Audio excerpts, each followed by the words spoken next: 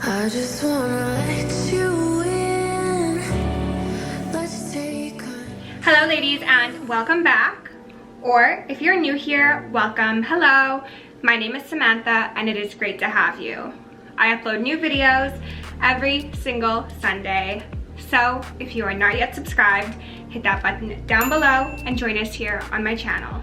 Welcome to the 5th episode in my Let's Talk series.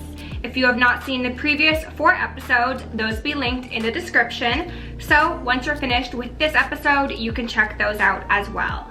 Today, let's talk about what we're leaving in 2019.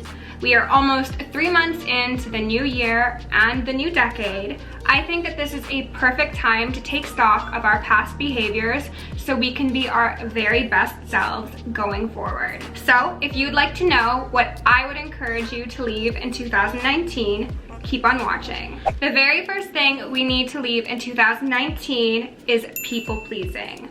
I'm guilty of this. I know many people in my life are guilty of this, and I know overall it's an extremely common issue. People pleasing sounds nice in theory because it makes you sound like a nice person. But unfortunately, the reality of people pleasing is that it is like manipulation's nicer cousin. Sure, it may be more pleasant or tolerable to be around than outright manipulation, but it is still part of the same toxic family of behaviors. This was a huge light bulb moment for me personally because I always assumed that because I was a people pleaser, I was a nice person. But in actuality, being a people pleaser means that you expect a certain outcome when you act a certain way. And that is essentially the textbook definition of manipulation. So that is exactly why I say that they are within the same family. You may be trying to get what you want in a nicer or more covert way, but that does not mean that it is genuine, caring, or a good thing to have in any relationship. Frankly, it is extremely disingenuous and rather unnecessary. It is also extremely unfair to both parties. You deserve to have honest, truthful communication with the people in your life, and those people in your life should not feel constantly manipulated or guilted by your good deeds. Number 2 is checking on exes. This is a behavior that we are all guilty of. We've all done this in the past, but it needs to stop. Nothing good has ever came out of checking on an ex. You end up bitter, angry, jealous, or with a false sense of superiority because their life is going poorly. In any case, there is nothing positive that comes out of checking on your exes. There are a million things you could do that are endlessly more productive, positive, and enjoyable than stalking people who are no longer in your life. So block those people, delete their number, do what you need to do, but in 2020 and beyond, stop stalking your exes. Next up, we have something that I'm very passionate about and I can say I have not done for a couple of years. However, it is still something that I think everybody else needs to take note of because it is really a toxic behavior that has been extremely normalized in our society. And that is my extremely long-winded way of saying, stop weighing yourselves. Unless you are explicitly advised by a doctor to monitor your weight, there is no reason you should own a scale. Weight fluctuates so extremely. So in reality, having a scale in your apartment or your home is more likely to serve as a guilt or shame mechanism than it is a way to track your progress or measure your health.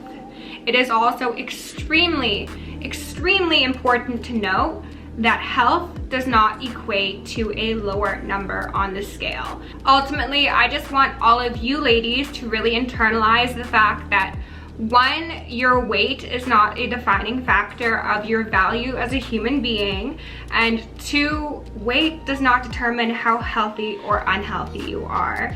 I think that if we internalize those concepts going forward, we will be much healthier and much happier. The next thing we need to leave in 2019 is hoarding wealth. If you've paid your bills and at the end of the month you have a little bit left over, treat yourself and also treat your community. If possible, you can commit to a monthly donation, whether it be $1, $5, $100, to a cause that you support or believe in. If you're unable to make a monthly donation, that is totally fine. You should be able to find plenty of people on our worldwide internet who would be happy to accept your $1 to $5 as a one-time donation for whatever their cause may be. Next up, and this ties into one of the previous episodes of Let's Talk that I will link in the eye above, stop ignoring red flags. I feel like that speaks for itself, and because I've done an entire video on it, I'm not going to go on at length here, but when someone shows you who they are, believe them. This next point I say with the utmost amount of love and caring in my heart, but ladies, please stop apologizing unnecessarily. I know that this is easier said than done because we've been socialized from such a young age to apologize for everything, but I promise you, this is bringing nothing positive to your life. We are so quick to apologize for things that either do not deserve an apology or are not our fault to begin with. So for 2020, I encourage you to look inwardly and issue your apologies with discretion. Number 7 is quite a simple concept, but it's one that a lot of people, myself included, struggle with. And that is dwelling on the past. The past is in the past, so let it be. You cannot change the past and you cannot control the past. So ultimately, I think we should be putting our focus on the things we can control and the things we can impact, which is our future. Again, I do understand that this is easier said than done, but when you become self-aware, you are able to recognize when you start dwelling on the past, and that will make you less likely to reindulge in the cycle in the future. The next thing we need to stop doing in the new year and the new decade is telling our blessings to bitter people. Whether it's a friend, a family member, or a coworker, we all have people in our lives who we know without a doubt will disparage any sort of accomplishment or blessing that we tell them about. I would encourage us all to learn from our past experiences with these people and understand that you don't need to share everything with everyone. If somebody is routinely negative when you bring them good news and seems to oddly enjoy when you are struggling, that may be a sign that they are secretly bitter. And frankly, I would encourage you to keep a healthy distance from them, if not cut them off entirely. This next point hits home, so I definitely felt the need to include it. It's something I've struggled with for a very long time, so I assume some of you can relate as well. If you do, please leave me a comment down below on how you deal with it, because frankly, I could use all the help I can get. In 2020, let's stop internalizing the moods or undue criticisms of others. In most cases, if somebody is being unnecessarily critical towards you or simply abrasive, that has nothing to do with you and everything to do with them. So we really need to stop taking things so personal and allowing others to influence our mood or thoughts or behaviors with their negative moods, thoughts, or behaviors. We can be in control of ourselves and our emotional states. So I would encourage us all to definitely take hold of that in the new year. Next up, please let's leave fast fashion in 2020.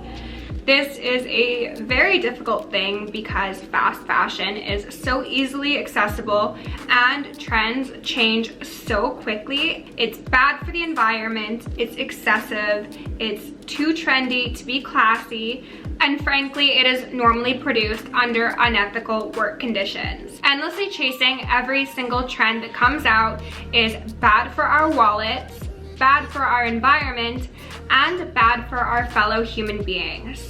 So let's collectively do our best to make fast fashion a thing of the past. With that being said, thank you so much for watching. I appreciate it. I appreciate you, and I'll see you in the next one.